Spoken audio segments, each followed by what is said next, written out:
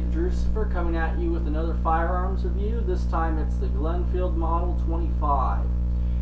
This is a wonderful gun. Yeah. I love this gun. I actually got this gun for free.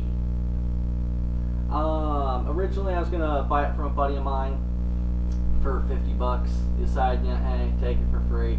Because I did him a few favors in terms of helping him move and crap like that. So I got this gun for free. Normally you can find one of these for about 100 bucks or so, in gun stores or gun shows. This gun's amazing. You can snipe squirrels with it if you want. It's grooved on the top to accept the scope. You can't see it because the video quality sucks.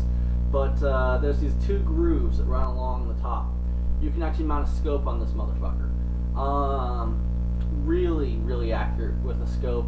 Really accurate for iron sights too. I mean, the iron sights in here have a little bit of rust, which I need to get off. There's actually a little bit of rust all over this thing, but not enough to affect the safety or performance of this gun.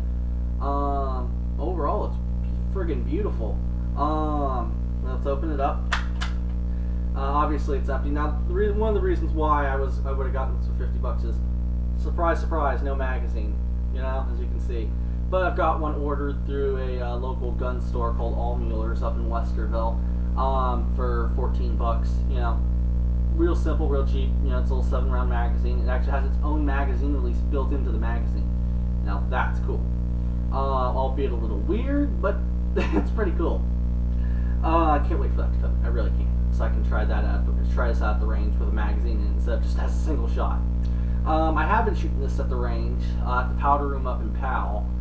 Yes, if you notice I'm mentioning all these businesses, yes, I'm plugging these businesses. If you live in the Columbus area, visit these businesses. You won't be dissatisfied. They're good businesses. I mean, heck, there, you go there, you pay a few bucks, the other range. Perfect. But anyway, back to the video.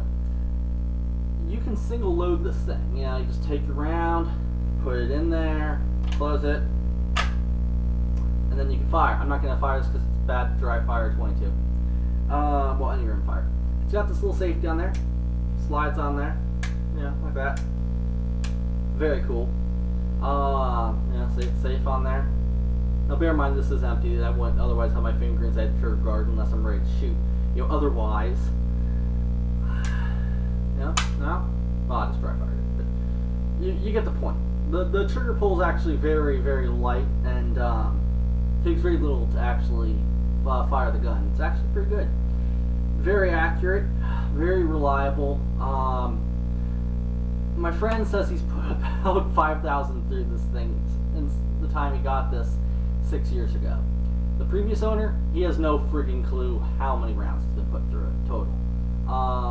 Nobody. I mean, this thing could have tens of thousands of rounds put through it already. I've already polished off an entire brick of ammunition through this thing. 550 rounds, which reminds me I need to buy more. I